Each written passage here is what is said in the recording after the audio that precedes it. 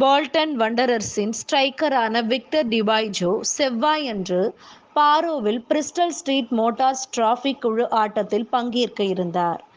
இருப்பினும் அவரது முதுகு மற்றும் விலா எலும்புகளில் உள்ள அசௌகரியம் காரணமாக அவர் அணியிலிருந்து வெளியேற வேண்டிய கட்டாயம் ஏற்பட்டது.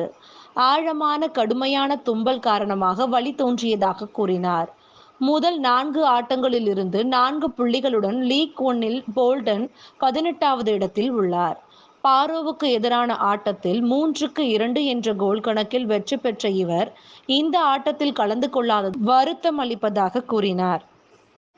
1996இல் லண்டனில் வன்கொடுமைக்கு உட்பட்டதாக கூறப்பட்டதைத் தொடர்ந்து ஹார்வி வெயின்ஸ்டீனுக்கு எதிரான குற்றவியல் நடவடிக்கைகளை கிரவுன் ப்ராசிக்யூஷன் சர்வீஸ் நிறுத்தியுள்ளது. வெயின்ஸ்டீன் 1996இல் 50 வயது மதிக்கத்தக்க ஒரு பெண்ணை 2 முறை அநாகரிகமாக தாக்கியதாக குற்றம் சாட்டப்பட்டது.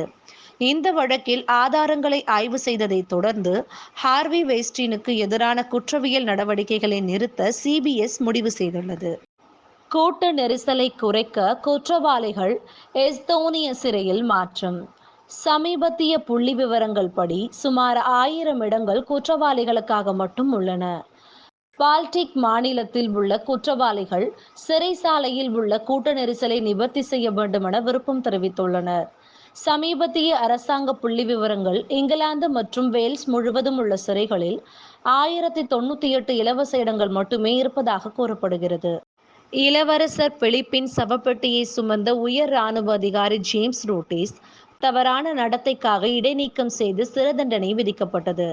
மேஜர் ஜெனரல் ஜேம்ஸ் ரோடி அநாகரிகமான முறையில் நடந்து கொண்டதாக குற்றச்சாட்டை ஒப்புக்கொண்டார். மேஜர் ஜெனரல் ஜேம்ஸ் ரோட்டிஸ் 53 வயதில் இராணுவத்திலிருந்து பணி நீக்கம் செய்யப்பட்டார் மற்றும் 6 மாத சிறை தண்டனை வழங்கப்பட்டது.